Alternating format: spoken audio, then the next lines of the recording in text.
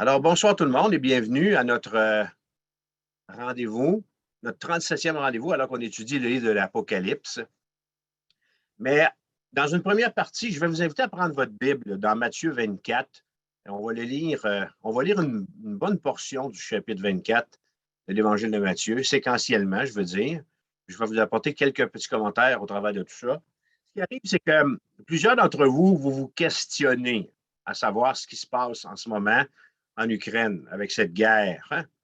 Et alors, certains d'entre vous, vous m'avez posé des questions. Exemple, qu'est-ce qu'on doit penser de cette situation-là? Comment on fait pour encourager les gens qui nous questionnent? Qu'est-ce qu'on leur répond? Et j'ai eu une bonne question dimanche. Est-ce que ce qui se passe en Ukraine et en Russie, ça peut être une prémisse à une troisième guerre mondiale? Et s'il y a une guerre mondiale, est-ce que l'Église de Jésus-Christ va la vivre? Ça, la deuxième partie de la question, c'est moi qui l'ai rajoutée, alors qu'un frère me demandait si ça peut être une prémisse à une troisième guerre mondiale. Hein? Et j'ai eu une autre question hier, je pense, ou avant-hier. Est-ce qu'on peut identifier la Russie? Est-ce qu'on peut euh, cerner ce conflit-là et identifier la Russie à l'ours qu'on voit dans Apocalypse chapitre 13 et dans Daniel chapitre 7? Alors, devant ces événements-là, on n'est pas les premiers à se poser des questions. Je veux dire, devant les événements de la fin des temps, parce que quand on entend parler de guerre, puis il y a quelques instants, alors qu'on soupait, Francine et moi, on était encore en train de regarder les nouvelles, et puis, on vous dit franchement, ça nous arrache des larmes, ce qu'on voit en ce moment avec cette situation-là en Ukraine. Hein? Et les disciples de Jésus l'ont questionné lui aussi. En Matthieu 24, le contexte, c'est que Jésus, en s'adressant à ses disciples, parle de la grandeur en beauté, en stature du temple de Jérusalem. Et il leur dit qu'il n'y a pas pierre sur pierre qui va, euh, dans le sens que la bâtisse, le temple va être détruit, puis il ne restera pas une pierre sur une autre pierre. Et là, les disciples vont le questionner à savoir quand est-ce que tout ça, ça va arriver, puis c'est quoi le signe de ton avènement, ou c'est quoi le signe de l'avènement de la fin du monde. Alors, Matthieu 24, verset 3, c'est exactement comme ça que les disciples s'adressent à Jésus. Dis-nous, quand cela arrivera-t-il? Parce que Jésus vient de parler, vient de donner des détails eschatologiques, mais vous allez voir que les disciples ne sont vraiment pas au diapason là-dessus. Ils ne sont pas dans le même langage que Jésus, ils ne sont pas au même temps que lui. Alors, dis-nous, les disciples disent, dis-nous quand cela arrivera-t-il et quel sera le signe de ton avènement et de la fin du monde? Ce qu'on doit savoir, c'est qu'au moment où Jésus a paru, au moment où il est né avec les M, qu'il a grandi, qu'il a accompli son ministère public, le peuple, les Israélites, ainsi que les disciples, étaient persuadés qu'ils verraient paraître le royaume de Dieu. D'une certaine façon, les disciples, là, ils ne voyaient pas plus loin que leur propre temps. Ils ne voyaient pas plus loin que le bout de leur nez. Jamais Jamais on les voit anticiper l'ascension de Jésus. Acte des Apôtres, chapitre 1. C'est quand Jésus est monté au ciel. Il n'y avait pas ça dans la tête, eux autres. Jamais les disciples ne nous laissent croire qu'ils savent, qu'ils sont au courant qu'après le ministère de Jésus va venir la longue période du temps de l'Église. On réalise quand on les côtoie que les disciples n'anticipent pas non plus la seconde venue de Jésus. Ils l'entendent en parler, mais c'est nébuleux. En réalité, les disciples, lorsqu'ils ont tous disparu, sont disparus, pour certains d'entre eux, encore dans l'ignorance. Alors, pour eux, le royaume de Dieu dont il était question, c'est quelque chose qu'ils attendaient de leur vivant. Et ça presse par-dessus le marché. Les disciples, en questionnant de la sorte Jésus en Matthieu 24, lui disent presque, écoute, ça nous le prend maintenant le royaume. Alors, dans sa réponse, Jésus va leur donner des détails prophétiques.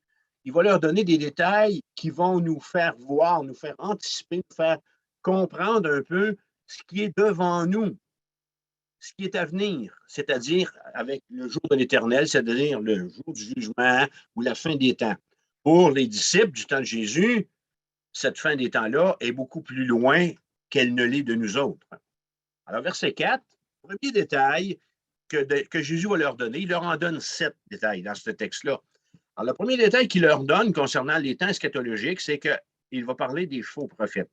Jésus leur répondit, prenez garde que personne ne vous séduise, car plusieurs viendront sous mon nom, disant, c'est moi qui suis le Christ, et ils séduiront beaucoup de gens. Les faux prophètes se sont toujours retrouvés dans l'Église.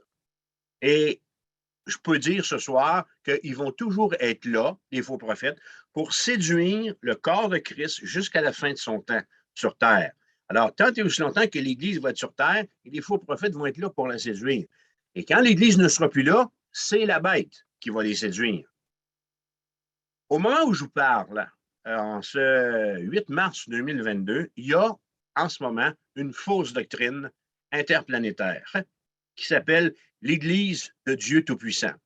C'est une fausse doctrine qui est puissante, très puissante. Ça fait longtemps que je n'ai pas vu quelque chose d'aussi bien organisé, avec des moyens financiers énormes. Et cette fausse doctrine va jusqu'à affirmer que Christ est de retour. Et cette fausse doctrine-là, elle est si belle qu'elle a déjà séduit beaucoup de chrétiens. Faites attention à tout le matériel que met en ligne ce groupement, l'Église de Dieu Tout-Puissant. Ils sont dans plusieurs langues, entre autres en français, un très beau français. Ils produisent des vidéos, ils produisent des chants chrétiens, ils produisent des films, c'est langoureux, c'est de l'eau de rose, OK? Et lorsque j'ai été en premier contact avec son programme ou avec le programme de cette doctrine-là, j'ai eu la puce à l'oreille. Je trouvais ça trop beau.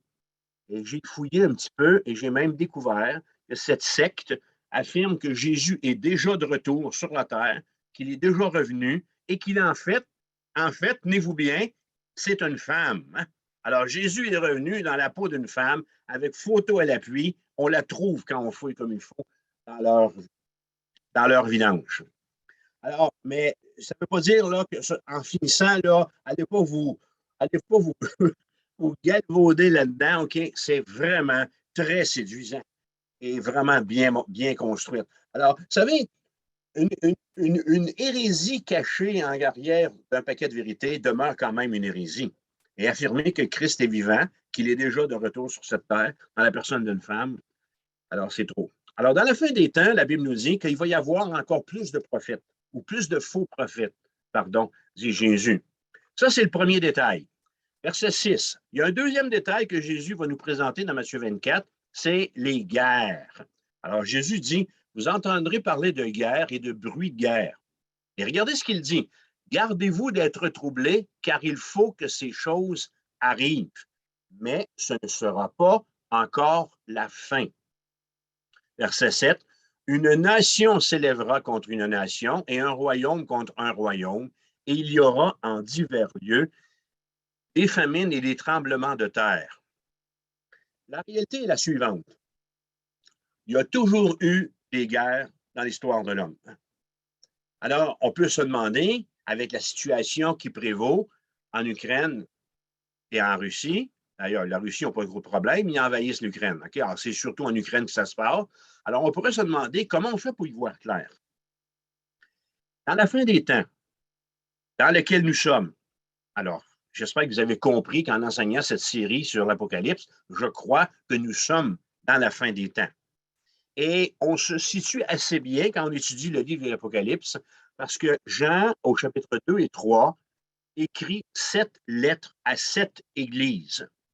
Et nous sommes, en ce 8 mars 2022, au temps de la 6e et de la 7e lettre qui ont été écrites à l'église de Philadelphie. C'est la 6e église. C'est l'église qui est enlevée. C'est l'église qui va retrouver le Seigneur Jésus. Et on est aussi en même temps, aujourd'hui, au temps de l'église de Laodicée. L'église de Laodicée, c'est l'église non professante. C'est l'église mondaine. C'est l'église qui apostasie sa foi. C'est l'Église qui marche selon le monde et c'est l'Église qui est laissée derrière. En Apocalypse chapitre 3, verset 20, Jésus dit, je me tiens à la porte et je frappe. si quelqu'un entend ma voix et il ouvre la porte, je vais entrer puis je vais manger avec lui. Alors, c'est une lettre qui est adressée à l'Église et Jésus frappe à la porte de cette Église-là. Et quand on a étudié le texte, on a vu que Jésus, il est où? Il est dehors. Il n'est même pas dans l'Église. Alors, c'est cette Église. C'est l'Église de la Odyssée. C'est elle qui va devoir se convertir pendant les tribulations. Alors, c'est pour ça qu'il y a, selon, quand on lit Jean dans Apocalypse 19, il y a une multitude de personnes qui proviennent de la tribulation, qui se sont convertis pendant la tribulation. Alors, les premiers qui vont se convertir sont les chrétiens ou les faux chrétiens. Et vous allez voir comment Jésus parle un petit peu plus loin. Et, dans la fin des temps, temps dans lequel on est. Okay. Alors, il y aura tout simplement encore plus de guerres. C'est ce qu'affirme en deuxième lieu Jésus. Donc, il va y avoir plus de faux prophètes et il va y avoir en deuxième lieu plus de guerre, plus de bruit de guerre. Mais, répond Jésus, les guerres ne sont pas ce qui va provoquer son retour. Regardez ce qui est écrit. Ce ne sera pas encore la fin. Ce n'est pas un missile Scud envoyé sur un hôtel de ville qui va faire que Jésus va descendre du ciel. Ce n'est pas un conflit nucléaire qui va faire que Jésus va venir établir son royaume millénaire sur Terre. Non. C'est un détail qui est très utile quand on tient compte de la situation actuelle en Ukraine. Alors, ce n'est pas le conflit armé en Ukraine qui va faire que Jésus va revenir la semaine prochaine. La Bible dit que Jésus va revenir au terme de 3 séries de jugements décrits dans l'Apocalypse, chapitre 6 à 18. La première série de jugements, ce sont les 7 jugements des 7 sceaux, suivis des 7 jugements des trompettes. Et finalement, la dernière série, on ne l'a pas encore étudiée, on va la commencer dans 2 semaines. C'est la série des 7 coupes. Alors, c'est très clair pour nous au stade où on est parvenu dans notre étude du livre de l'Apocalypse, qu'on comprend que Jésus revient au terme de ces 3 séries de jugements. Alors, qu'est-ce que ça signifie pour nous? Qu'est-ce qu'on peut penser de la menace d'une 3e guerre par rapport à la situation en Ukraine? Et est-ce que l'Église la vivrait s'il y avait une 3e guerre? Attachez votre truc avec la broche. S'il y a une 3e guerre mondiale, oui, nous la vivons. Oui, nous allons la vivre. On va peut-être bien devoir aller se battre. On va peut-être bien mourir. On va peut-être bien être persécuté à cause de ça. Mais il y a une chose qui est sûre, c'est qu'on va en souffrir. Il va y avoir des retombées, c'est certain. Alors ça, c'est concernant le risque potentiel d'une 3e guerre. Ce n'est pas une 3e guerre mondiale qui fait que Jésus revient. Vous me comprenez? C'est un élément de plus. Vous avez entendu qu'il y a déjà beaucoup de faux prophètes, il va y en avoir encore davantage. Vous entendez qu'il y a des guerres, il va y en avoir encore plus de guerres. Alors, à ce stade-ci, ça ne serait pas surprenant si le chef du pays de la Russie continue à faire le titre comme il le fait là, mais c'est problématique. Puis aujourd'hui, j'ai vu qu'il y avait des rassemblements de plusieurs chefs de l'OTAN qui disaient tire pas dans mon jardin d'une certaine façon. Alors, il ne faudrait pas qu'il y ait une grenade ou qu'il y ait une cartouche, une balle de tirer contre un pays de l'OTAN parce que ça pourrait monter en flèche, toutes ces choses-là. Alors, deuxième détail que Jésus nous donne, vous entendez parler de guerre, mais vous allez en entendre parler encore plus, puis ce ne sera pas encore la fin. Troisième détail, la désertion. Alors, Jésus va parler de la désertion. Jésus va parler de l'apostasie ou l'abandon de la foi. Verset 8. Tout cela quoi? Alors, tout cela, les faux prophètes et les guerres. Alors, tout cela ne sera que quoi? Que le commencement des douleurs. Alors, on vous livrera au tourment et l'on vous fera mourir. Et vous serez haïs de toutes les nations à cause de mon nom. Qu'est-ce que ça veut dire, ça? Il n'y a rien qui nous dit qu'on ne pourrait pas, dans une guerre comme ça, être emprisonné pour notre foi et devoir même répondre de notre vie. Verset 10. Alors aussi plusieurs succomberont. Ils se trahiront et ils se haïront les uns les autres. Qu'est-ce qui va arriver? Une désertion. Plusieurs faux prophètes s'élèveront, verset 11, et ils séduiront beaucoup de gens.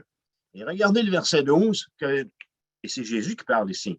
Et parce que l'iniquité se sera accrue, la charité du plus grand nombre se refroidira. Alors, parce que le péché va avoir pris une plus grande ampleur sur notre monde, sur notre humanité, bien, la charité, l'amour chrétien du plus grand nombre va se refroidir.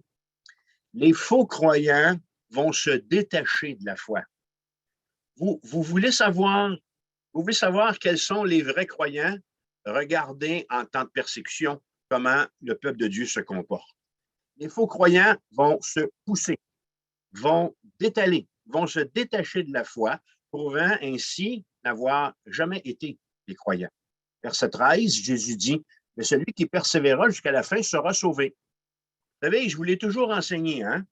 On reconnaît un vrai croyant au fait qu'il persévère, un point c'est tout. Quel est le premier fruit que porte un chrétien? Il persévère, coûte que coûte. Pour les autres, les faux chrétiens, ben, ce qui va leur rester, c'est de se convertir. Alors, rendu ici au verset 13, quelque part dans ces événements-là, l'Église de Jésus-Christ vient de vivre quelque chose de particulier. Elle vient d'être enlevée au ciel. Elle peut être enlevée alors qu'il y a une troisième guerre mondiale qui sévit. Mais la troisième guerre mondiale n'est pas le signe que Jésus revient. Jésus revient, lui, après la période des tribulations.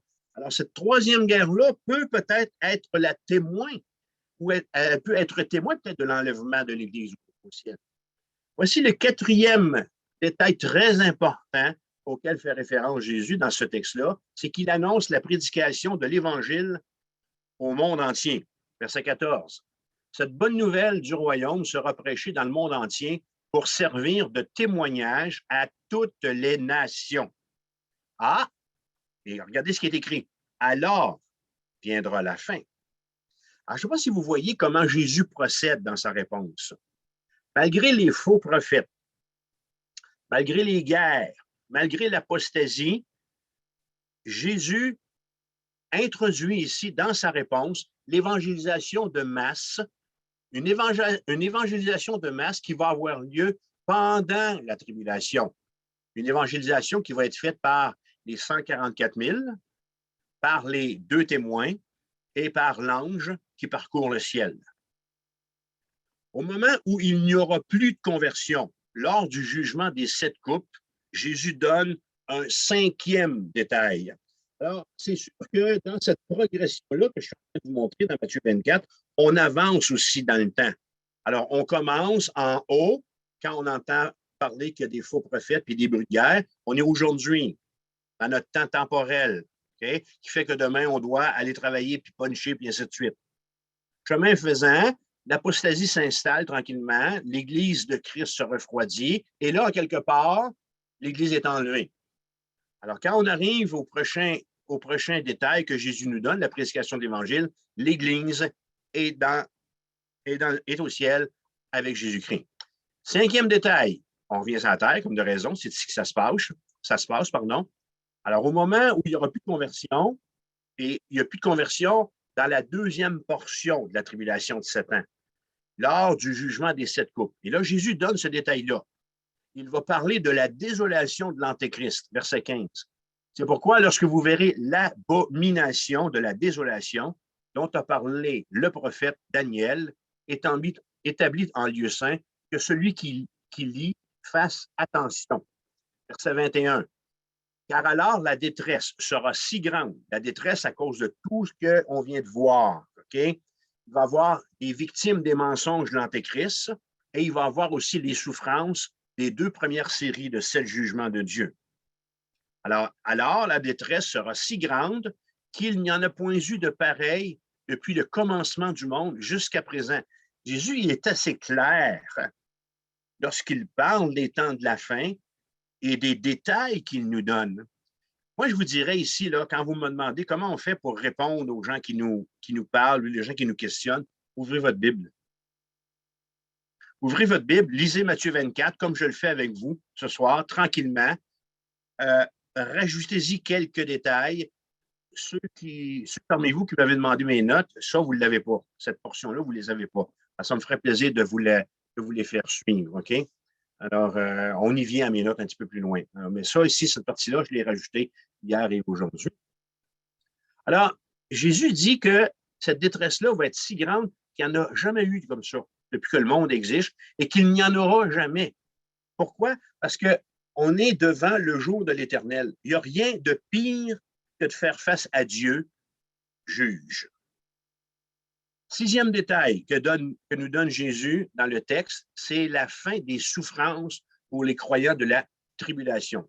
Matthieu 24, verset 22. Et si ces jours n'étaient abrégés, personne ne serait sauvé. Mais à cause des élus, à cause de ceux qui sont persécutés pour leur foi dans les tribulations. C'est un texte qui nous envoie dans ce temps-là. À cause des élus, ces jours seront abrégés. Parce que la bête va mettre à mort les chrétiens de la tribulation. Jésus dit ici qu'il va rapetisser ces jours-là. Septième détail, on a les derniers signes qui marquent ici le retour du roi, verset 29. Aussitôt après ces jours de détresse, alors toute cette série de 3 jugements, de 3 fois 7 jugements. Après ces jours de détresse, le soleil s'obscurcira. La lune ne donnera plus la lumière, les étoiles tomberont du ciel et les puissances des cieux seront ébranlées. Au moment où on se parle, il y a plusieurs signes qui sont déjà en place. OK? Si vous êtes au courant de l'histoire politique d'Israël, vous savez qu'elle a été reconnue à nouveau comme étant une nation en 1949 et qu'elle a eu la rétrocession de ses terres, ce qui a amené là, un paquet de chicanes dans ce coin-là avec la Palestine et puis Jérusalem. Alors ça, c'est un signe. Il y a des faux prophètes, il y en mouille des faux prophètes. Des guerres, on est exposé aux guerres comme jamais. En plus, nous dit Jésus, de l'amour des croyants qui diminue. Alors, les 3 signes qui sont encore à venir et qui seront précurseurs du retour de Jésus sont ceux qui sont inclus dans le verset 29. À date, le soleil s'obscurcit, la lune n'a plus donné sa lumière, et les étoiles tombées du ciel. Ce n'est pas encore arrivé. Quand est-ce que ça arrive, ça? C'est le jugement du 7e sceau que l'on a vu ensemble lorsqu'on étudie un peu plus tôt dans le livre d'Apocalypse, cette série de 7 jugements. C'est la première série. Verset 30, encore ici un signe marquant du retour du roi. Alors le signe du Fils de l'homme paraîtra dans le ciel. Apocalypse 19, c'est là qu'on a la description de fidèle, c'est comme ça qu'il s'appelle, qui revient. Okay? Alors le Fils de l'homme paraîtra dans le ciel. Toutes les tribus de la terre se lamenteront parce que Jésus revient sur terre et ce n'est pas le petit enfant de la crèche qui revient. C'est le juge avec une épée tranchante. Et ces nations verront le Fils de l'homme venant sur les nuées du ciel avec puissance et une grande gloire. Il enverra ses anges avec la trompette retentissante et ils rassembleront ses élus des 4 vents depuis une extrémité des cieux jusqu'à l'autre. Alors, c'est ce que les anges font depuis qu'on a commencé à étudier la période de la tribulation au chapitre 6. Puis, quand on va reprendre dans 2 semaines au chapitre 16, c'est encore ce qu'ils font. Et là, Jésus, après avoir donné 7 signes comme ça, va donner des exhortations maintenant. Il va continuer avec des exhortations. Il en donne 4. Alors, la première exhortation qu'il va donner aux disciples, parce que c'est à eux qu'il est en train de parler en ce moment, à Matthieu 24, et ce soir, ben, c'est à nous autres qu'il est en train de parler, et à vous peut-être, si vous ne connaissez pas le Seigneur Jésus comme votre sauveur personnel. Voici ce qu'il va dire, verset 36. C'est sa première exhortation. Pour ce qui est du jour et de l'heure, personne ne le sait. Alors, tu sais, les disciples, hein, rappelez-vous en haut, là, quand est-ce que ça va arriver, ça, Seigneur? Hein? C'est quand, hein? La semaine prochaine, tu sais? OK? Non, personne ne le sait, ni les anges dans les cieux, ni le Fils, mais le Père seul. Vous savez, on a cette tendance d'avoir réponse à tout. Hein? Alors, cette fausse doctrine-là, qui croit avoir réponse à tout, affirme que Jésus est déjà de retour sur terre. Et dans les derniers siècles, c'est arrivé que des hommes de Dieu, OK, se sont mouillés et ont fait des prédictions qui se sont avérées fausses. Et le Seigneur est au clair là-dessus, OK? Ce soir-là, moi, je ne peux pas vous dire, là, moi, je ne peux pas vous dire que mon agenda, ouais, Jésus revient le 14 avril. parce que j'ai fait des calculs, puis ainsi de suite, la racine carrée. Non, non, non, non, non. Je serais un faux prophète. Alors, pour ce qui est de ce jour-là, on ne le sait pas. Savez-vous quoi? On va le savoir quand on va avoir les pieds dedans. Quand vous allez entendre la trompette de Dieu vous rappeler, puis vous annoncez que l'enlèvement de l'Église arrive, là, vous direz, OK, ça commence. Verset 37. Ce qui arriva, dit Jésus, du temps de Noé, arrivera de même à l'avènement du Fils de l'homme. Ça veut dire que les gens allaient travailler, les gens revenaient travailler. Les gens allaient à l'école, les gens allaient au bureau, les gens allaient en loisir, ils allaient à la page, à Old Orchard, ainsi de suite. Les gens vont continuer de vivre comme ils le faisaient auparavant, d'abord et avant tout, parce qu'ils n'ont pas de soucis. Ils n'ont pas de soucis de l'éternité. Alors, Jésus nous donne une première exhortation. On ne sait pas c'est quand, puis quand ça va arriver, personne ne va s'en attendre, parce que tout le monde va être occupé à vaquer à ses occupations. Deuxième exhortation qu'il nous donne au verset 42, veillez. Veillez donc, puisque vous ne savez pas quel jour votre Seigneur viendra. Alors, on ne sait pas quand est-ce que le jour de l'Éternel va arriver. Alors, le Seigneur Jésus nous donne, dans la suite du texte, dans Matthieu 25, versets 1 à 30, il va nous donner des paraboles. Il va nous donner d'abord la parabole des vierges. Alors, il y a 10 vierges. Il y en a 5 qui sont intelligentes, puis il y en a 5 qui ne sont pas intelligentes. Les intelligentes, en partant, ont amené de l'huile de réserve pour pouvoir s'éclairer si la nuit tarde et que l'époux ne revient pas. Les folles n'ont pas amené de surplus d'huile. Et alors que l'époux tardait, elles sont parties chercher de l'huile en ville, puis quand ils sont revenus, l'époux était venu, il avait pris les vierges, puis ils étaient rentrés dans la salle de bal, et ainsi de suite, dans un contexte de noces. Et ensuite de ça, il y a une autre parabole qui nous est donnée, c'est les talents. Alors, dans 30 versets, chapitre 25, Jésus nous donne une troisième exhortation qui est en lien avec la deuxième, c'est préparez-vous. Préparez-vous. Alors, comme l'exemple de la parabole des 10 vierges et comme la parabole des talents, okay, on ne le sait pas. On ne sait pas quand est-ce que ça peut arriver. Et la quatrième exhortation que Jésus nous donne en Matthieu 25, elle est contenue dans les versets 31 à 46. Et là, il va annoncer le jugement des nations. Et là, on va le voir utiliser un langage où il va parler de séparer les brebis des boucs. Et il va parler que certains vont avoir des récompenses éternelles alors que d'autres vont avoir des châtiments éternels. Fait que je m'excuse, mais comment est-ce qu'on peut encourager les gens qu'on côtoie, puis comment on peut les instruire quand ils nous demandent des comptes? Je vous le répète, expliquez les Écritures. Expliquez-leur les Écritures. Rouvrez Matthieu 24, puis rouvrez Matthieu 25, puis tout doucement, en lisant le texte, laissez le texte faire son action dans le cœur. Parce que c'est l'œuvre du Saint-Esprit. Hein? Le salut, c'est un miracle. Vous pouvez jouer un rôle dans la conversion de vos proches, de vos amis et des gens de vos familles, et ainsi de suite. Okay? Mais c'est d'abord et avant tout une action du Saint-Esprit, une action de Dieu. C'est un miracle. Alors, servez-vous de ces 7 détails qu'on vient de voir, puis de ces 4 exhortations que Jésus nous donne pour pouvoir les instruire. Vous savez, c'est notre 37e rendez-vous ce soir dans l'Apocalypse. Ça fait 50 heures que vous passez à m'écouter, vous expliquer et vous parler du temps de la fin. Je pense que vous êtes en mesure de donner en quelques phrases une réponse qui va se tenir. Ayez confiance dans ce que vous avez reçu dans ce cours-ci. Ayez confiance dans les notes que j'ai mis entre vos mains. Ayez confiance surtout dans la parole, Matthieu 24, Matthieu 25. Puis laissez-là la parole se révéler à leur cœur. Et moi, j'irais jusqu'à vous dire de prier avec les. On est dans un temps là où on doit saisir les occasions favorables ou non. C'est là que vous allez voir quelles sont les personnes de paix que vous côtoyez. Alors, si les gens, vous les sentez fébriles, vous les sentez bouleversés, vous les sentez attristés de tout ça, veux-tu qu'on va prier ensemble pour la situation en Ukraine? Et là, comme de raison, c'est vous qui prenez le lead de la prière. Vous ne voulez pas qu'ils se mettent à vous réciter des prières apprises par cœur. Et tournez votre Bible dans Jean 14, verset 1, et lisez le texte avec eux. Là où Jésus dit que votre cœur ne se trouble point. Croyez en Dieu et croyez en moi.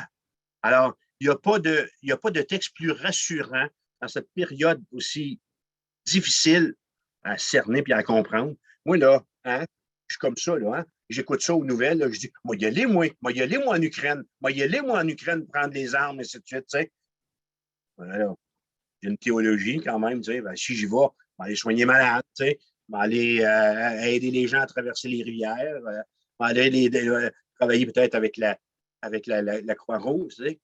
Alors, on a des occasions qui nous sont données, puis je pense qu'on va en avoir davantage. Plus ça va être catastrophique, ce qui va se passer là-bas, plus on va avoir des occasions de rendre témoignage de notre foi et de parler de Jésus-Christ.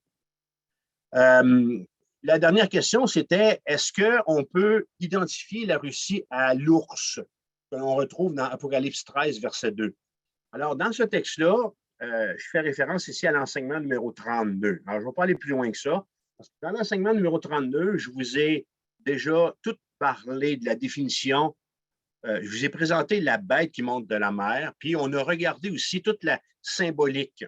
Ce que je veux dire devant vous ce soir, c'est que la bête qui monte de la mer a 4 têtes. Et dans une de ces têtes, c'est l'ours, qui fait référence à une vision que Daniel a eue aussi au chapitre 7. Vous savez, on a cette manie, et c'est une mise en garde que je nous sers ici, de vouloir identifier, de tout vouloir tout identifier, de vouloir identifier des choses que la parole ne fait pas.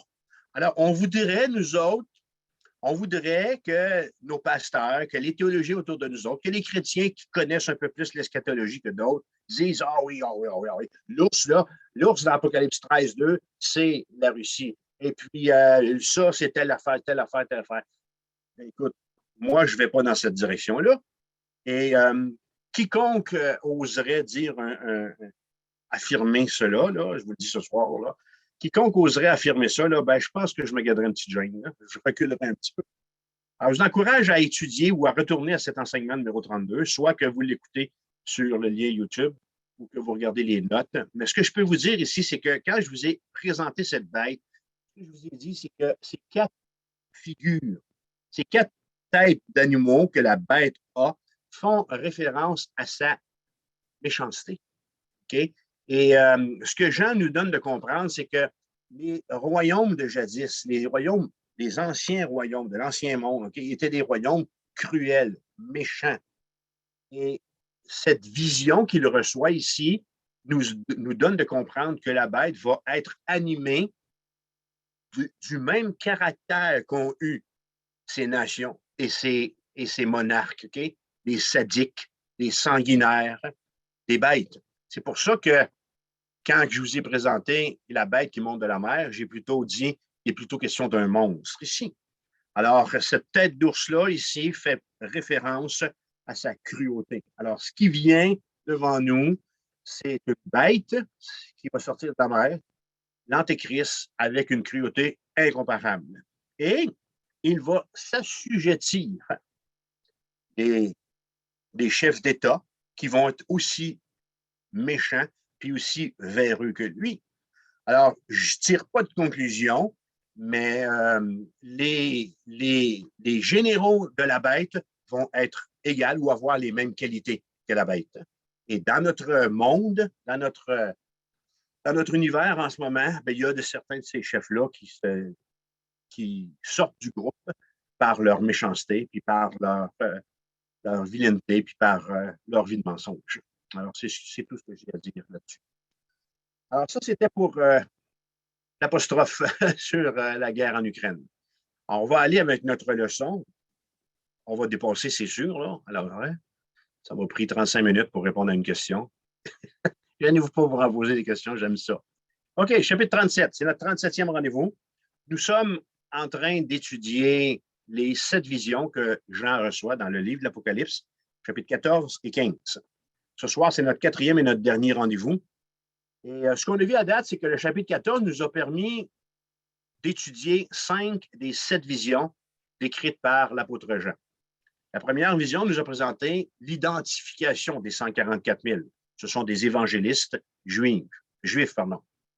La deuxième vision nous a mis en face du dernier évangéliste du monde, un ange puissant qui va traverser ou qui va travailler, du haut des airs dans le ciel. La troisième vision concerne le jugement contre le gouvernement de l'Antéchrist, un gouvernement à venir, comme de raison, et la prédiction de la chute de Babylone. Cette Babylone qui sera sa religion ou son gouvernement. La quatrième vision parle des tourments pour ceux qui seront châtiés et des récompenses pour les saints. Et la cinquième vision, c'est là qu'on s'est laissé, parle de la moisson et de la vendange de la terre. Alors, on va maintenant étudier le chapitre 15. Alors, je vous invite à tourner votre Bible, l'Apocalypse chapitre 15, verset 1. Et ces 8 petits versets-là sont composés de 2. On a les 2 dernières visions que j'en reçois. La 6e vision décrit les croyants qui ont triomphé de la grande tribulation. Alors, ce sont ceux qui vont passer au travers de toutes les souffrances et de la persécution de cette période de 7 années. Et la dernière des 7 visions évoque l'apparition des 7 anges qui sortent du temple céleste et qui portent la dernière série de jugements, les coupes. Apocalypse chapitre 15, verset 1. Un ordre émane du trône de Dieu. Ceux qui ont des notes, c'est ici que ça commence. Puis, je vis dans le ciel un autre signe, grand et admirable. 7 anges qui tenaient 7 fléaux, les derniers, car par eux s'accomplit la colère de Dieu. Et je vis comme une mer de verre mêlée de feu, et ceux qui avaient vaincu la bête et son image, et le nombre de son nom, debout sur la mer de verre, ayant des harpes de Dieu. Et ils chantent le cantique de Moïse, le serviteur de Dieu, et le cantique de l'agneau, en disant, tes œuvres sont grandes et admirables, Seigneur Tout-Puissant. Tes voies sont justes et véritables, Roi des nations. Qui me craindrait, Seigneur, et ne glorifierait ton nom? Car seul tu es saint. Et toutes les nations viendront et se prosterneront devant toi parce que tes jugements ont été manifestés. Après cela, je regardai et le temple du tabernacle du témoignage fut ouvert dans le ciel. Et les 7 anges qui tenaient les 7 fléaux sortirent du temple, revêtus d'un lin pur, éclatant, et ayant des ceintures d'or autour de la poitrine. Et l'un des 4 êtres vivants donna aux 7 anges 7 coupes d'or, pleines de la colère du Dieu qui vit au siècle des siècles. Et le temple fut rempli de fumée à cause de la gloire de Dieu et de sa puissance. Et personne ne pouvait entrer dans le temple jusqu'à ce que les 7 fléaux des 7 anges fussent accomplis. Introduction. Qu'est-ce que je dis ici? Ce n'est pas la première fois que Jean attire notre attention sur le jugement de Dieu, un jugement contre le péché. Parce qu'on comprend que Dieu ne fait pas ça pour le fun. Dieu juge le péché. Et Jean a déjà fait cela avec celui des 7 sceaux et des 7 trompettes. Okay? Il a attiré notre attention à ce moment-là. Que fait Dieu quand les hommes restent sourds aux appels à changer de voie? Que fait Dieu quand les hommes ne se repentent pas? Que fait Dieu quand les hommes ne se convertissent pas? Bien, la réponse est la suivante. Dieu doit les frapper par la manifestation définitive de sa colère. Alors, les fléaux qui sont introduits ici, les 7 coupes, et qui sont manifestés au chapitre 16, sont les derniers ne laissant aux pécheurs aucune marge de manœuvre.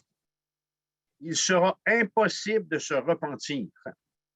Ils sont définitifs, ces jugements-là, et ils sont punitifs. J'aimerais dire ceci. Vous êtes d'accord avec moi? Parce que ce que je vous ai démontré dans l'étude des autres chapitres, c'est que ces jugements sont post-Église. Ce ne sont pas des jugements pour l'Église de Jésus-Christ qui aura été enlevée dans le ciel, selon l'enseignement de l'apôtre Paul, dans 1 Corinthiens chapitre 4, verset 16, alors que Paul écrit, « Car le Seigneur lui-même a un signal donné à la voix d'un archange. » Voilà ce qu'on attend, les frères et les sœurs, OK? Alors, si vous entendez ça, là, dans la nuit ou bien quand vous êtes au travail, et que c'est plus fort que les machineries qui vous environnent, OK, ou vous êtes en vacances, alors dites-vous bien, levez la tête, ça s'en vient. Car le Seigneur lui-même a un signal donné. Et le signal, il est défini à la voix d'un archange et au son de la trompette de Dieu. Comment on fait pour reconnaître la voix d'un archange et comment on fait pour reconnaître le son de la trompette de Dieu? quand ça va arriver, on va le reconnaître, OK? Parce qu'on n'est pas habitué d'entendre un archange nous adresser la parole très souvent. À ce moment-là, descendre du ciel, Jésus, et les morts en Christ ressusciteront premièrement. Ceux qui nous ont précédés, pour nous, à la rivière, notre Paul Marceau. Okay? Ensuite, verset 17, nous, les vivants qui serons restés, nous serons tous ensemble enlevés avec eux sur des nuées à la rencontre du Seigneur dans les airs, et ainsi nous serons toujours avec le Seigneur. C'est ça qu'on attend. C'est ça qu'on attend. Elle est là, l'espérance, la plus grande espérance du chrétien qui vit encore sur cette terre et qui se bute à son péché à tous les jours, c'est que Jésus va venir nous délivrer pour nous prendre auprès de lui. Alors, ma question, c'est donc la suivante. Pourquoi est-ce que, là, je vous ai dit tantôt, c'est notre 37e rendez-vous, puis ça fait au moins 50 heures que je vous enseigne sur ce thème. Alors, la question, c'est la suivante. Pourquoi passer tant de temps à étudier des textes qui ne nous impliqueront pas? Parce qu'en réalité, si, selon 1 Thessaloniciens 4, 16 et 17, on est parti, ça ne nous concerne pas. Alors, pourquoi passer autant de temps à étudier des textes comme ça? Je vous dis, moi, ce soir, que cette affirmation est fausse. Nous sommes concernés par ce futur eschatologique parce que tous ces gens qui vont se convertir suite au ministère des 2 témoins, suite au ministère des 144 000 Juifs et de l'ange puissant, ces centaines de millions de nouveaux chrétiens qui se convertiront vont le faire en réponse à nos prières. Les martyrs de la tribulation seront les contemporains qu'on côtoie en ce moment. Voilà pourquoi on est concerné. Dans la tribulation, il va y avoir des Leblanc, des Ouellet, des Arsenault, il va y avoir des Cyr, des Smith, des Brown, des Lee, et ainsi de suite. On est concerné parce que ce sont ceux qu'on côtoie aujourd'hui qui vont se retrouver persécutés par la bête. Alors, regardons la 6e vision qu'a Jean, et versets 2 à 4, et j'ai appelé mon premier point « Les vainqueurs chantant sur la mer de verre ». Ça peut être tout un spectacle. Les vainqueurs de la tribulation qui chantent sur une mer de verre. Regardons verset 2, premier point A, la victoire des gens de Dieu. Et je vis comme une mer de verre. Une mer de verre, mêlée de feu, et ceux qui avaient vaincu la bête et son image et le nombre de son nom, debout sur la mer de verre, ayant des harpes de Dieu. La victoire des gens de Dieu, c'est la victoire de ceux qui ont vaincu la bête. OK? C'est de ça qu'il est question. La victoire des gens de Dieu, c'est la victoire de ceux qui ont refusé de plier le genou devant l'image de l'Antéchrist. Il s'agit de la victoire des saints de la tribulation qui seront morts en martyrs. Le compère de l'Antéchrist, le faux prophète, aura forgé une image animée de la bête devant laquelle il obligera toute la terre à se prosterner et à lui rendre hommage. Les adorateurs de la bête auront reçu sur leur chair sa marque et son nombre, le 666. Pardon. Cette marque, en plus d'être un signe d'allégeance envers la bête, va leur permettre d'acheter et de vendre. Et la Bible nous dit, on a vu ça en Apocalypse 13, que ceux qui ne porteront pas cette marque encourront l'exécution et seront par le fait même incapables d'acheter quoi que ce soit pour nourrir ou venir en aide à leur famille. Et là, ici, je nous sers encore une mise en garde concernant cette fameuse marque de la bête. Je nous encourage, je nous exhorte à ne pas spéculer sur ce qu'elle sera. Savez-vous pourquoi? Parce qu'on ne le sait pas. J'ai expliqué, lorsqu'on a regardé ce texte, et je le répète ce soir, c'est que les détails nous sont inconnus à nous autres. Les détails de cette marque ne seront connus que par les seuls adorateurs de la bête le moment venu. Est-ce que ça va être un étendre dans le front? Est-ce que ça va être une puce en dessous de la chair? Est-ce que ça va être un passeport? On ne le sait pas. Une bague, okay? Si vous n'êtes pas un adorateur de la bête, cette information ne vous concerne pas. Cette information ne sera pas pour vous parce que vous n'en aurez pas besoin.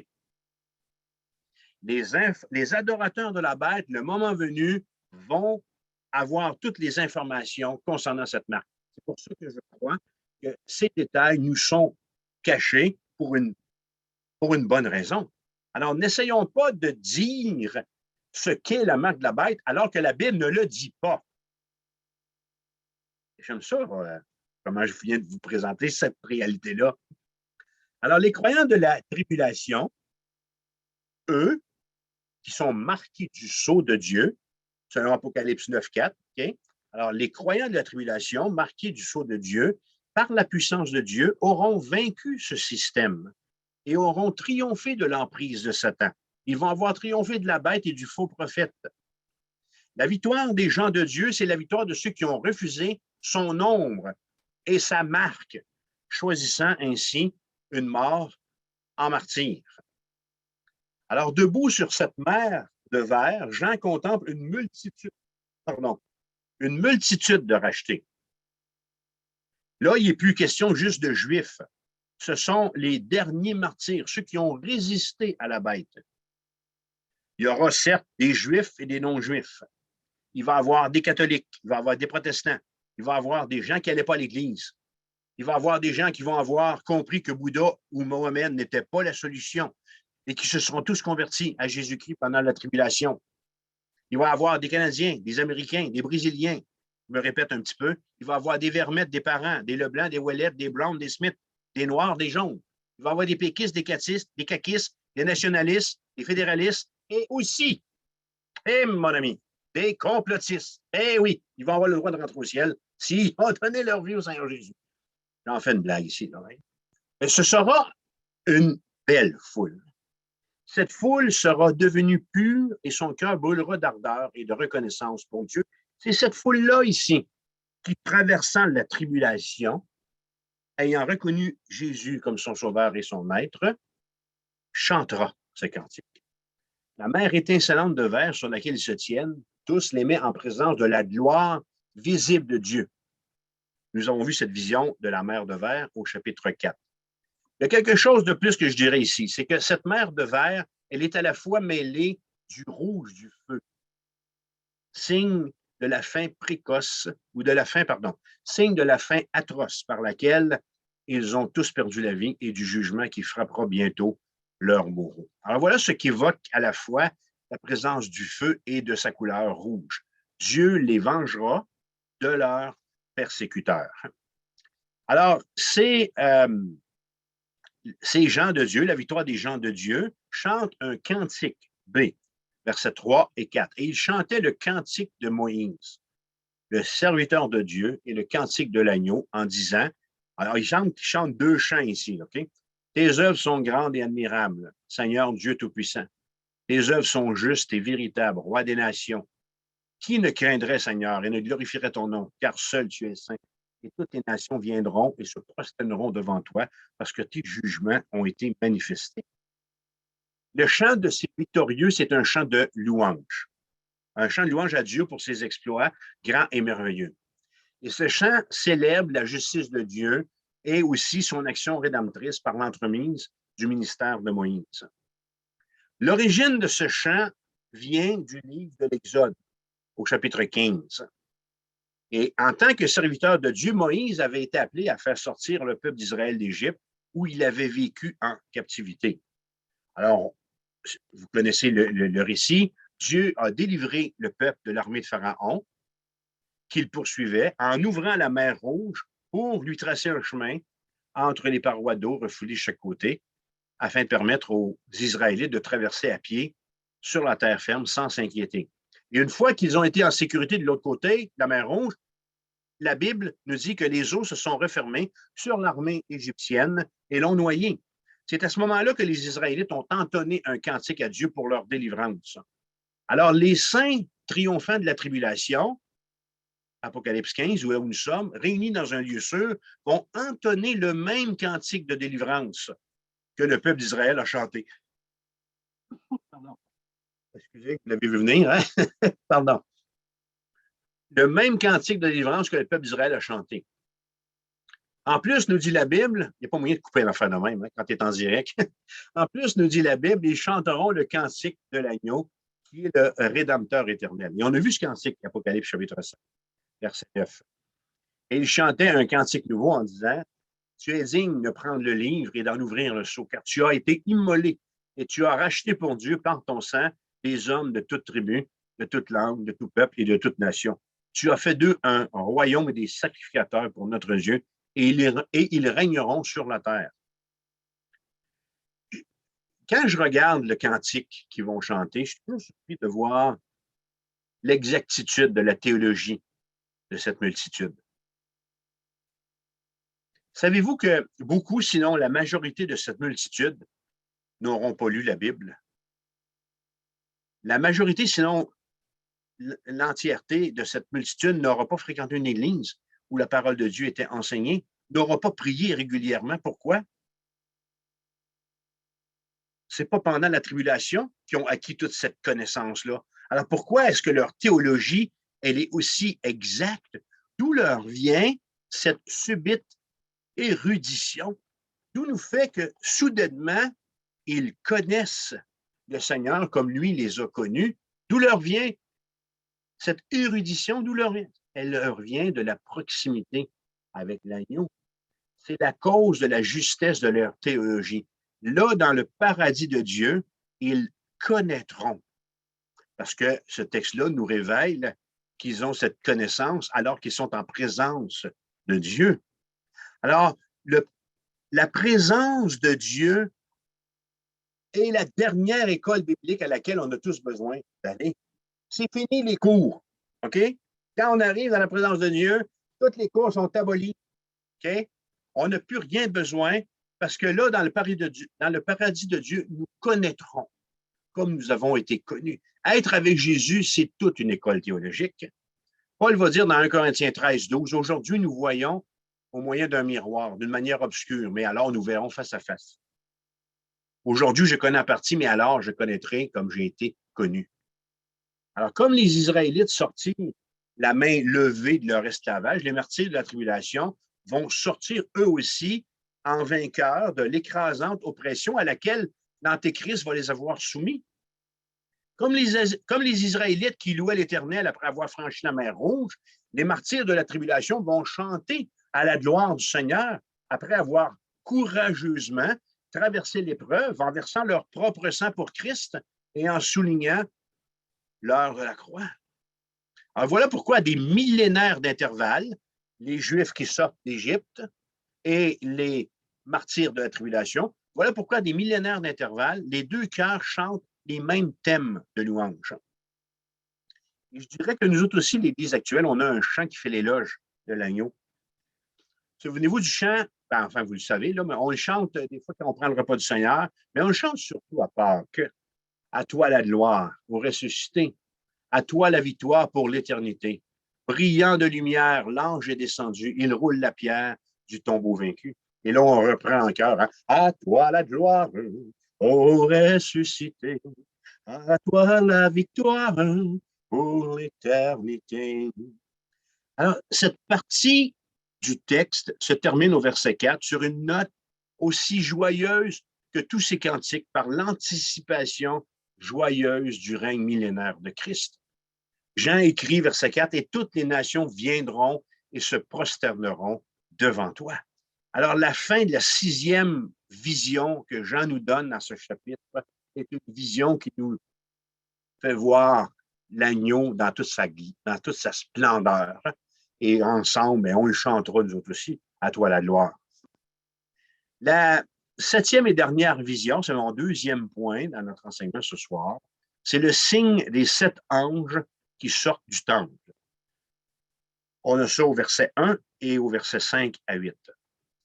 Il y a quelque chose qui est sur le point de détacher l'attention de Jean des saints rachetés qui sont en train de chanter leur louange devant le trône glorieux de Dieu.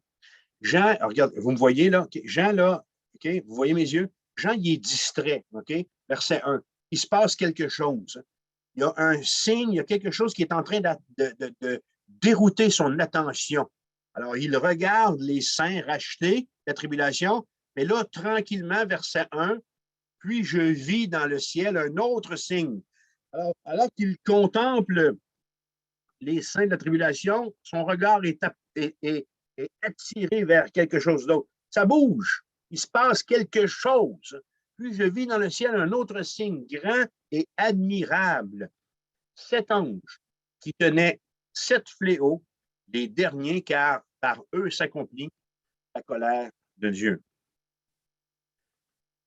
Dans un monde complètement sécularisé, alors que les gens n'ont plus d'assises religieuses pour leur vie, mon père dit souvent, avec raison, il est encore en vie, les gens ne vont plus à la messe. En réalité, il dit les gens ne vont plus à l'église. Hein? Ce n'est pas le fait d'aller à la messe ou ce n'est pas le fait d'aller à l'église ou non qui nous sauve, papa. Je sais que vous le comprenez. C'est notre relation avec Dieu qui compte. Mais, papa, je vous donne quand même raison, parce que l'Église nous met en contact avec le divin. Alors, j'en suis convaincu. Et là, moi, ça m'amène à vous dire, hein, à vous, les chrétiens et les chrétiennes de nos églises évangéliques, invitez vos amis à l'Église. Parce que c'est quand vous les invitez à l'Église qu'ils sont, comme ce soir, exposés à un enseignement qui confond, à un enseignement qui n'a comme porte de solution que de se repentir et de tomber à genoux devant le roi de gloire. Alors, devant cet état de fait, les gens qui ne vont pas à l'Église ou les gens sans le Seigneur se questionnent sur l'avenir. Quand ils pensent à l'avenir, ils sont inquiets. Je leur donne ici également raison. Le réchauffement de la planète, je n'ai pas parlé de ça tantôt, OK? Le réchauffement de la planète, c'est un autre signe. C'est un signe qui est préoccupant. Que dire de l'environnement? Que dire de l'instabilité politique? Que dire du terrorisme, du crime? Que dire de l'économie? 1,95 $ de gaz, je le sais. Réagissez pas. Moi ici, j'ai le gros nerf de cette qui se gonfle de sang. Que dire de l'économie? Que dire du déclin des valeurs morales et du vide dans le cœur? Être préoccupé par tout ça, c'est une chose. Mais est-ce que c'est ça qui est le plus important? Ce qui devrait faire trembler les pécheurs, hein? Ce qui devrait faire trembler les gens qui ne vont pas à l'Église, ce qui devrait faire trembler les gens qui sont sans Jésus, le vrai souci face à l'avenir, c'est ce que Dieu fera de moi si je suis loin de lui. La colère et la fureur de Dieu manifestera, la colère et la fureur que Dieu manifestera dans sa justice sont la réalité terrifiante qui pointe à l'horizon.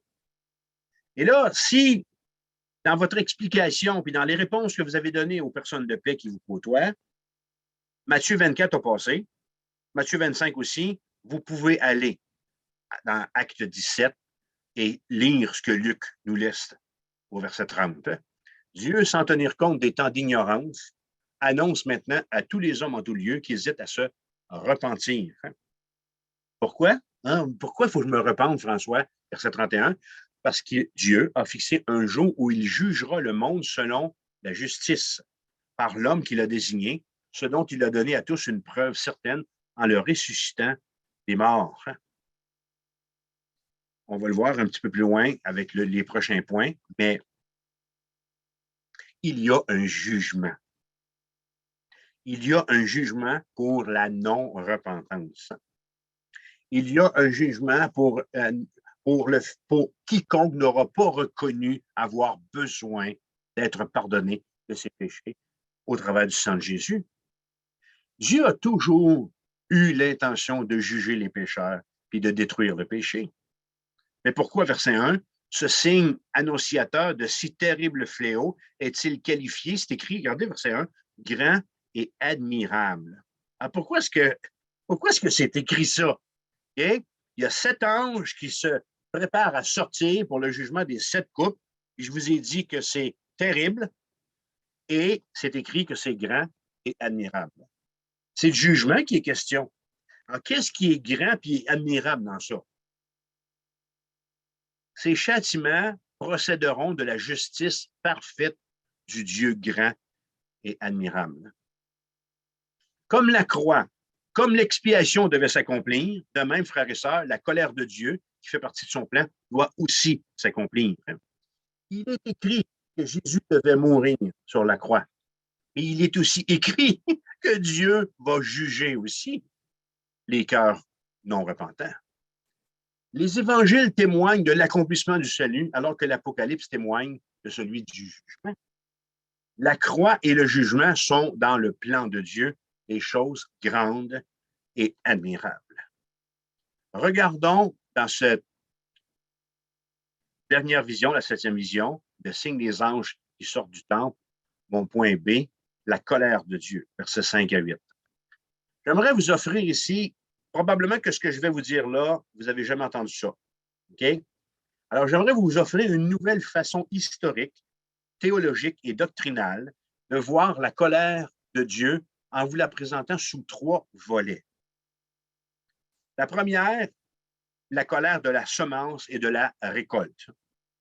La deuxième sera la colère cataclysmique et la troisième sera la colère éternelle.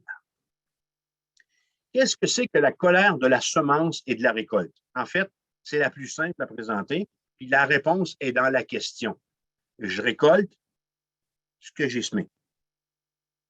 Job va dire au chapitre 4, verset 8, « Pour moi, je l'ai vu. Ceux qui labourent l'iniquité et qui sèment l'injustice en moissonnent les fruits.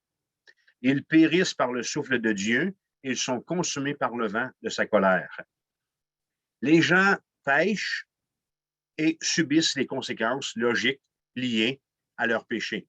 Ça, c'est la première forme de la colère de Dieu, puisqu'il y a un jugement d'inclus contre le pécheur. Je récolte ce que j'ai semé. Un pécheur non repentant va récolter le jugement pour son péché. La deuxième colère, c'est la colère cataclysmique. Elle est celle où Dieu exerce un jugement de destruction massive. Et à quel exemple est-ce qu'on pense? Un jugement qui peut s'appliquer au monde entier, comme ce fut le cas au déluge, qui est décrit dans Genèse chapitre 6 à 8. Ça peut être également un jugement sur une région, comme pour la destruction de Sodome et Gomorrhe, qui nous est rapporté en Genèse 19. Alors, ces jugements arrivent tous pour la même raison. Ils sont la conséquence du péché et de l'abandon d'une démarche de consécration à l'égard de Dieu. C'est pour ça que Dieu a jugé le monde sous Noé. C'est pour ça qu'il a c'est pour ça qu'il a jugé les habitants de Sodome et Gomorrhe. Alors, on voit que dans les Écritures, il y a une colère cataclysmique. Et il y a aussi une colère éternelle. C'est celle qui nous préoccupe dans Apocalypse 15. Il s'agit de la colère eschatologique de Dieu qui sera déversée sur le monde entier par les 7 coupes du chapitre 16. La colère eschatologique, ça veut dire que c'est une colère encore à venir. Elle est éternelle parce que son jugement aura comme conclusion ultime la condamnation à l'enfer éternel de tous les pécheurs impénitents. Là, écoutez, vous invitez vos voisins à souper vendredi soir, ils ont 3 enfants, vous êtes assis autour de la table, ce n'est pas le temps de parler de la colère éternelle, ni de la colère cataclysmique ou de la colère, comment ça s'appelle la première, là, je l'ai nommée, semence et récolte. Choisissez des thèmes beaucoup plus faciles, mais dans vos contacts et dans vos rapports avec ces personnes de paix-là, à un moment donné, vous allez être capable d'ouvrir le livre de Dieu et de la présenter, cette réalité-là, qui est un jugement qui vient en conséquence du péché. Alors, cette colère-là, elle est éternelle parce que son jugement aura comme conclusion ultime la condamnation à l'enfer éternel de tous les pécheurs impénitents. Il y a un paradoxe dans les manifestations de la colère historique de Dieu. À partir d'Éden, jusqu'à l'explosion de sa colère eschatologique, Dieu s'emploie à faire échapper les pécheurs à sa propre colère. Qu'est-ce que ça veut dire? C'est qu'il y a dans la nature de Dieu, certes, la justice et la sainteté, mais il y a aussi la miséricorde et la grâce. Ça, la miséricorde et la grâce, ça nous donne Jean 3,16. Ça nous donne Romains 8,1. Ça nous donne 2 Pierre 3,9, là où Pierre dit, « Le Seigneur ne tarde pas dans l'accomplissement de la promesse, comme quelques-uns le croient, mais il use de patience envers vous, ne voulant pas qu'aucun périsse, mais voulant que tous arrivent à la repentance. » Pour quiconque va refuser de se repentir, ce sera un rendez-vous avec la colère éternelle de Dieu. Jean dit au verset 5, après cela, je regardai, et le temple du tabernacle du témoignage fut ouvert dans le ciel. Quand il se passe quelque chose là, dans le ciel, tout le monde le voit. Alors, Jean s'aperçoit que le sanctuaire abritant le tabernacle du témoignage est ouvert. Il n'y a plus de cachette. Le sanctuaire est ouvert pour que l'on comprenne que la colère qui va se manifester, c'est une colère qui vient de Dieu. Dans l'Ancien Testament, le lieu saint était fermé au regard par un rideau. Seul y avait accès le souverain sacrificateur. Jésus, depuis sa mort et sa résurrection, nous a donné accès au Saint des Saints. Et cette illustration du verset 5, pour ceux qui auront jusque-là refusé ce que Jésus a fait pour eux, les met face à face avec la colère de Dieu. La révélation du verset 5, elle est pour eux. L'humanité sera devant les jugements les plus terribles que Dieu ait jamais déversés sur la terre et contre son crime, j'ai nommé l'absence de repentance. C'est ça que Dieu va juger. Verset 6. Et les 7 anges qui tenaient les 7 fléaux sortirent du temple, revêtus d'un fin lin pur, éclatant, et ayant des ceintures d'or autour de la poitrine. Les anges chargés de déverser la colère de Dieu sont revêtus de tuniques sacerdotales. Ils ont pour mission de faire respecter et de satisfaire les exigences de Dieu, comme le devaient les sacrificateurs de l'Ancienne Alliance. Tous ces vêtements sacerdotaux, toute cette splendeur, tout cet or est signe de sainteté. Il n'y a seulement que des saints qui peuvent accomplir un tel travail. Il ne se mêle rien d'autre à ces apparats resplendissants. Ces anges sortent du temple. Ils sortent de la présence même de Dieu. Et l'ordre qui va suivre au chapitre 16, verset 1, viendra lui aussi du temple. C'est notre rendez-vous dans 2 semaines. J'entendis une voix forte qui venait du sanctuaire et qui disait aux anges, « Allez, versez sur la terre les 7 coupes de la fureur de Dieu. » Il n'y aura que des êtres purs qui pourront exécuter les derniers jugements de Dieu. Ce travail n'est pas pour les justiciers improvisés ou des gens qui n'en ont pas l'office.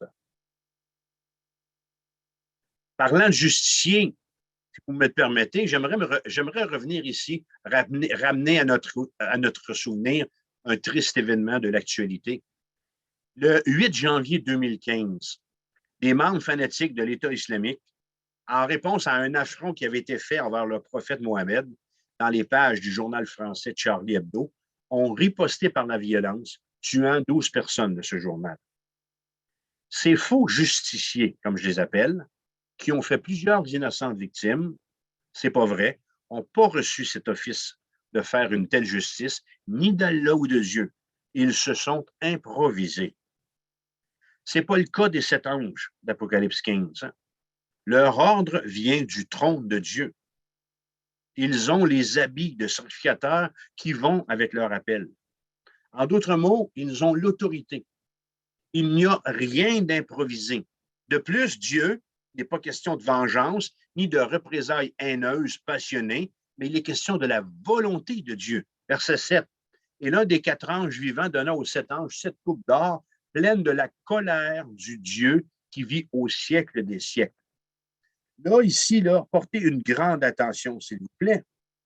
Ces coupes d'or, ces 7 dernières coupes, ne sont pas pleines des prières des saints, cette fois-là. Rappelez-vous, en Apocalypse 5, verset 8, je vous le lis, c'est écrit, « Quand il eut pris le livre, c'est l'agneau ici, les 4 êtres vivants, les 24 vieillards, se prosternèrent devant l'agneau, tenant chacun une harpe et des coupes d'or remplies de parfums qui sont les prières des saints. » Alors, on est à 10 chapitres d'intervalle. On a au chapitre 5 des coupes d'or remplies de parfums, remplies de la prière des saints. Et ici, au chapitre 15, on a 7 coupes remplies de la fureur, de la colère de Dieu. C'est triste à dire, mais il y a un temps pour tout. Et savez-vous quoi? Ce texte nous montre que le temps pour prier est passé. Ces coupes de la colère sont pleines à ras-le-bord et sont pleines, comme le dit le texte, de colère. La colère de Dieu qui se souvient et qui, après avoir laissé aux rebelles le temps de se repentir, juge le moment venu de frapper. Les coupes sont pleines à cause de l'ardeur et de la sévérité de la colère de Dieu. Une colère sans fin, comme la vie même de Dieu. Il y a des millénaires que la colère de Dieu s'y accumule. Mais ici, le temps est venu. Il n'y a plus de place dans les coupes et le moment de les déverser est arrivé et elles seront versées d'un coup au chapitre suivant. Alors, je vous avertis tout de suite, la suite du texte est difficile. Elle est difficile pour qui? Elle est difficile pour les adorateurs de la bête. Verset 8. Et le temple fut rempli de fumée à cause de la gloire de Dieu et de sa puissance, et personne ne pouvait entrer dans le temple jusqu'à ce que les 7 fléaux des 7 anges fussent accomplis. Dans l'Ancienne Alliance, le temple de Jérusalem était sur la terre le seul lieu où les Israélites pouvaient s'approcher de Dieu pour obtenir grâce. Il était accessible et un lieu de réconfort. Verset 8, s'il y a un texte tragique dans la Bible, il est ici. Pourquoi? Parce que les choses ont changé. Le temple céleste est inaccessible. Le trône de Dieu est fermé. Aucune intercession n'est possible. Le temps de la grâce est passé. Alors, le prochain texte que je vais vous lire dans Jérémie, Lamentation de Jérémie 3, verset 24, est très révélateur de ce qui se passera au jour de l'Éternel. Jérémie écrit, « Tu t'es enveloppé d'un nuage pour fermer accès à la prière. » Je lis ça, là, les frères et les sœurs, là, puis je frémis en dedans de moi. Le temps pour prier sera passé. Le temps pour Dieu pour répondre sera passé. Sera venu, et le jugement des 7 coupes, sera venu pour lui le temps du jugement. Alors, il nous est permis de croire ici que Dieu aura répondu selon sa volonté à toutes les prières qui étaient encore en attente sur l'autel devant son trône. Jusqu'à ce que les jugements des 7 coupes soient versés, Dieu, pour la première fois, sera occupé à autre chose. Il ne sera pas disponible. Le temps où il frappait à la porte du cœur humain, attendant la réponse de l'homme, ne sera plus. Maintenant, Dieu entre sans s'annoncer pour exercer sa colère et il le fait seul. Je peux lire difficilement ici ce que j'ai écrit dans les prochaines phrases, tellement c'est bouleversant. Mais voici, c'est une chose terrible pour Dieu que de juger et d'accomplir sa colère contre sa créature, l'homme, ce qu'il a fait de plus beau. Pour ce temps, il faut le laisser seul. Dieu aura probablement très mal devant ce spectacle. La nuée de gloire restera dans le temple céleste jusqu'à ce que la terre soit complètement épurée, lavée et préparée en vue de la venue du roi et de son royaume. C'est là que les saints ont tous rendez-vous. C'est, mes frères et sœurs, notre rendez-vous. Et comme dirait Paul, consolons-nous ce soir par ces paroles. Conclusion, la colère de Dieu a frappé Jésus-Christ sur la croix du Calvaire, il y a 2000 ans, en ce qu'il a pris sur lui notre condamnation. Il est devenu péché pour nous, à notre place. Dans l'avenir, ce qu'on vient de voir ce soir, dans ce texte, dans l'avenir, cette colère va frapper les pécheurs en raison de ce qu'ils ont fait à Jésus-Christ, c'est-à-dire de le rejeter. Alors, tout se met en place pour le jugement de la colère éternelle de Dieu. Zacharie a dit, le prophète, chapitre 14, verset 9, « L'Éternel sera roi de toute la terre en ce jour-là. L'Éternel sera le seul Éternel et son nom sera le seul nom. » Le jour de Christ arrive, jour où ses ennemis ne pourront rien faire d'autre que de se taire. Alors, d'ici là, mon désir, moi, comme pasteur, comme chrétien, c'est que je voudrais être trouvé en train de convaincre le plus grand nombre de lui faire confiance. Ma prière, c'est que cet enseignement puisse vous éclairer, puisse vous avoir amené un peu plus loin dans votre compréhension de ce qui vient. Mais si vous n'êtes pas à Jésus-Christ, que cet enseignement-là puisse vous avoir touché à salut et que vous acceptiez de vous humilier devant lui et de lui dire, simplement dans vos mots, que vous regrettez d'avoir péché contre lui, que vous regrettez d'avoir fait la sourde oreille devant son amour, hein, que vous acceptez qu'il vous sauve, qu'il vous rachète de vos fautes, hein, et que vous voulez en faire votre Seigneur et votre Dieu. Alors que le Seigneur vous bénisse et puis je vous donne rendez-vous pour la suite du texte, Apocalypse chapitre 16, verset 1, lors de notre prochaine rencontre. Dieu vous bénisse. Bonsoir.